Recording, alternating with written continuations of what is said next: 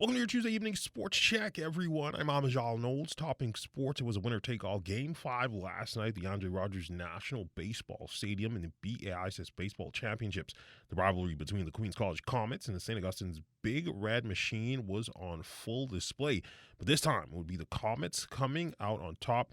QC emerging victorious 10-7. The MVP award would go to QC pitcher Austin Cartwright, who won 2 of the 3 games in the series, including going all 7 innings last night to lead QC to victory.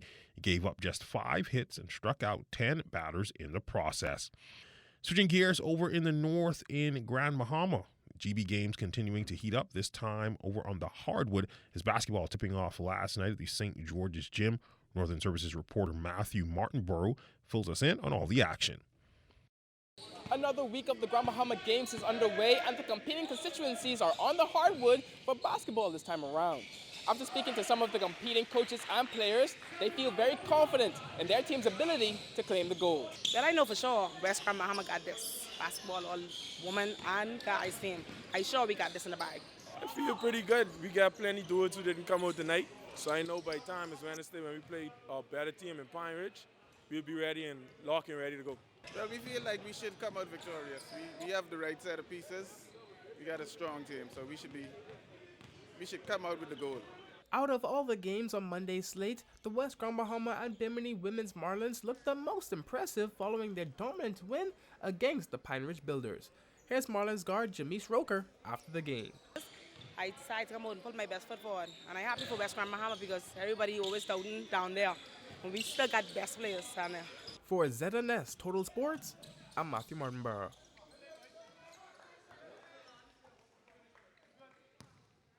In Family Island sporting news, a pair of events taking place on the island of Exuma over the weekend as well. On the water, the Exuma Sailing Club hosting the Sunfish Junior National Championships, which saw dozens of young sailors take to the water. We got up with the island's MP, Deputy Prime Minister, and Minister of Tourism, Investments, and Aviation, Noble Chester Cooper, who spoke about the efforts from the young sailors and how it assists in strengthening the national sailing program. When I walk through and talk with the young men and women, I see the passion. I see the glitter in their eyes. I see how excited they are about doing this. And a lot of times, children, sometimes adults, never really find that thing that inspire them, that get them up running in the morning. So it's really good to see this. And again, it really bolsters the sport of sailing. We've made it the national sport. And this is an excellent feeder system now for regattas, not just for Exuma, but for the rest of the islands. We also caught up with the winning coach and head coach at the Exuma Sailing Club, Dallas Knowles, who speaks about the island hosting the event for the 3rd time. The big reason we host it is because we have such a large fleet of Sunfish boats. We have probably the largest fleet of any club in the Bahamas, so it makes sense for us to host it. We can provide boats for visiting clubs and sailors. So my role today is just to be a coach for the Exuma sailors of the Exuma Sailing Club. I'm not part of the race committee. I detached myself from that after last year. It was such a close, tight competition, and my sons were involved in the races, so it was best for me to step back and not be directly involved in running the races. So this year, I'm strictly a coach to help our team out there on the water do well. We won last year. We want to win it again, but we want everyone to have some great fun and some good races. And also from Exuma, the 11th edition of the Run for Pompeii taking place in Georgetown. The full half marathon drew dozens of local competitors as well as those from the far corners of the globe. We hear from a few, including one of our very own Golden Knights.